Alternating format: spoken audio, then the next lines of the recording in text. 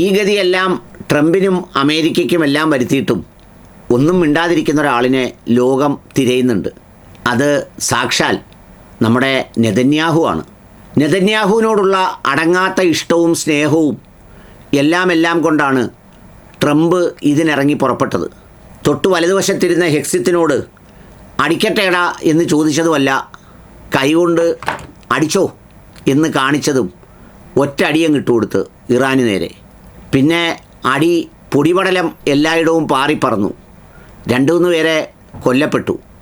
എന്നാൽ ചുറ്റോട് ചുറ്റിനും അടിയെല്ലാം അടിച്ച് അവസാനം ഇസ്രയേലിലും കയറി അടിച്ച് ആണവ കേന്ദ്രത്തിന് അടുത്തും അടിച്ച് എല്ലായിടവും അടിച്ചപ്പോൾ പെട്ടെന്ന് ഓടി നടന്ന് കിട്ടാവുന്ന വിലയ്ക്ക് വാങ്ങാവുന്ന ഒരു മധ്യസ്ഥനെ കണ്ടെത്തി അതിന് ഇടക്കാല ജാമ്യമെടുത്ത് വെടിനിർത്തൽ കരാറൊക്കെ പ്രഖ്യാപിച്ച് അവസാനിപ്പിച്ചു പോയി. ഇപ്പോൾ ദേ എപ്പിക് ഫ്യൂറി തീർന്നു.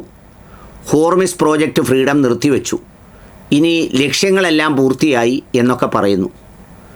അപ്പോഴും ഒരാശ്വാസത്തിന് പോലും കാണാനേ ഇല്ല നമ്മുടെ നെതന്യാഹുവിനെ. നെതന്യാഹുവിന് വേണ്ടിയാണ് ചങ്ക് പറിച്ചു കൊടുത്ത് ഒക്കെ ചെങ്ങായി ഇത് ചെയ്തത്.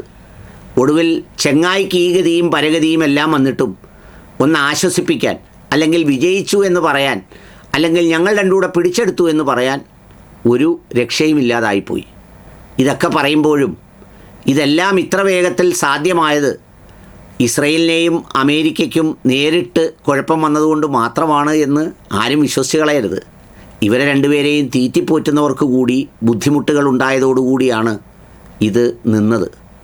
നമ്മൾ ചിലപ്പോൾ പറയൂലേ, യവന് പിരിവ് കൊടുക്കുന്നവരെ അടിക്കണം എന്ന് വെച്ചാൽ പിരിവ് കൊടുത്ത് യവന്മാർ കൊഴുത്ത് തടിച്ചപ്പോഴാണ് ഈ കുഴപ്പമുണ്ടാക്കിയത്. അതുകൊണ്ട് പിരിക്കുന്നവർക്കും പിരിവ് കൊടുക്കുന്നവർക്കും ഒക്കെ പല രൂപത്തിൽ കിട്ടി.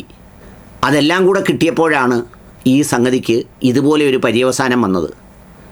എന്നാൽ ഈ വേളയിലെങ്കിലും ഒന്ന് നേടിയെന്ന് പറയാനും വിജയിച്ചെന്ന് പറയാനും ട്രംപിൻ്റെ അത്രയും ചളിപ്പ് ആർക്കില്ല? നമ്മുടെ നെതന്യാഹുവിനില്ല.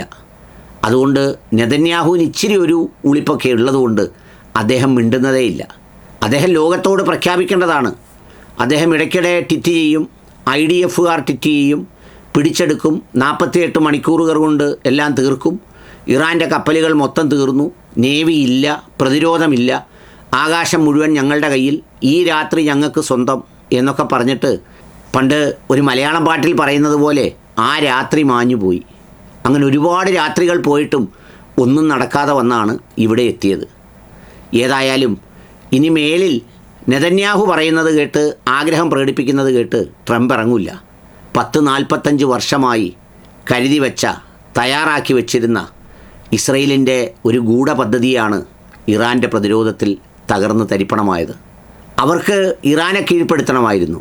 അത് ചിലരൊക്കെ വിചാരിക്കുന്നത് പോലെ ഷിയാക്കളുള്ളതുകൊണ്ടും അവർ നരകത്തിൽ പോകുന്നതുകൊണ്ടും ഇസ്ലാമിനെതിരായതുകൊണ്ടുമല്ല.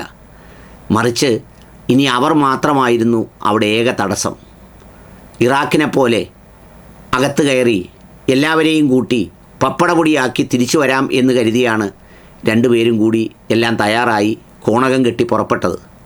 അവസാനം കോണകവും കീറി എല്ലാം അവസാനിപ്പിച്ച് രണ്ടുപേരും ഇങ്ങനെ അറച്ചു മടിച്ച് നിൽക്കുമ്പോൾ ഒന്നുമല്ലെങ്കിൽ അവർ രണ്ടുപേരും കൂടെങ്കിലും ചേർന്ന് കെട്ടിപ്പിടിച്ച് പരസ്പരം ആശ്വസിപ്പിക്കുന്നത് കണ്ടിരുന്നെങ്കിൽ എനിക്കൊരാശ്വാസമായേനെ.